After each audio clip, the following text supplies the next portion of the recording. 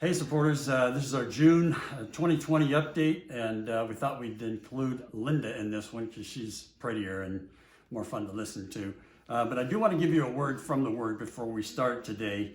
1 Peter 5:5-7 says, "Clothe yourselves all of you with humility toward one another, for God opposes the proud but gives grace to the humble."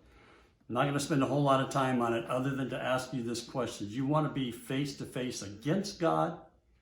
Or do you want His grace poured out upon you? The simple step to getting His grace poured out upon you is to humble yourself before Him.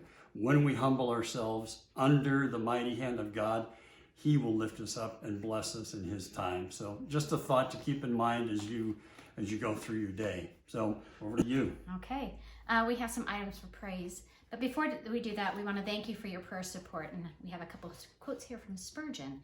The first one says, "No man can do me a truer kindness in this world than to pray for me." And the second one is, "Whether we like it or not, asking is the rule of the kingdom.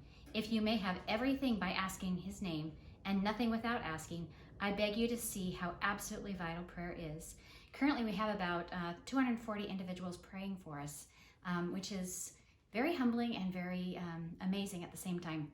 So we just want to thank you for your prayers, and we do have some items here for further prayer. One though is a praise, and that is we are currently at 73+% of our total funding for our time in Idaho. The last time Kelly did one of these updates, we were about 33%. So you see how the Lord has really blessed Kelly's efforts, well, your efforts as well, in raising the support so that we can get to Idaho and be fully funded when we get there. So that's very exciting. Yeah, that's more than double. If you're not a math major, 33 times 2 is 66, and we're another 10% behind that almost. So thank you very much for those of you who are financially giving to us. Thank you for those of you who are praying for us, because none of this happens without the Lord. Yeah, and we have about half a dozen people that are still considering how much. They say, yeah, we do want to be a part of your financial support team, but they're still deciding on what amount. Our goal is to be in Idaho by August, which means we need to be fully funded. And there's the other hurdles that we have to jump over as well, besides just the financial stuff. Yeah, one of those being raising the balance of the financial support about 25%.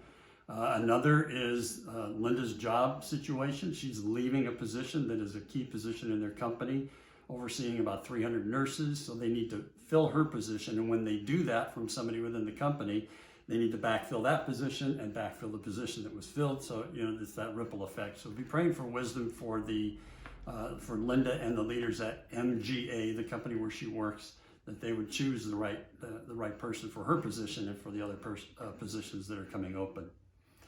A couple other things, just some updates. One, some of you know that my parents' house is on the market in Hawaii for sale. It's actually in contract. Got some information a couple days ago that that should be wrapping up by the end of June. So Lord willing, that'll be taken care of. And then Kelly is in the middle of his class for his second master's, his master's in biblical counseling. Last week he had an intensive, 8 to 5 every day Zoom meetings with the class, and he really enjoyed it. It was like he needed to stop talking after 10 o'clock at night. It was just it's just great to see how the Lord is blessing him through this. So just pray that he finishes that class well. A couple other prayer items would be, I'm chairman of the elder board at our church. I'm stepping down from that position so that one of the other elders can fill that position. We also need another person to come on the board to replace me. I'm serving as the missional community leader, which is our small group leader for our church, and we also co-lead a missional community, a small group. And so we're having to shift all of that around as we make this transition to Idaho. So pray for wisdom for our church, for our pastor, for us as we get involved in that as well.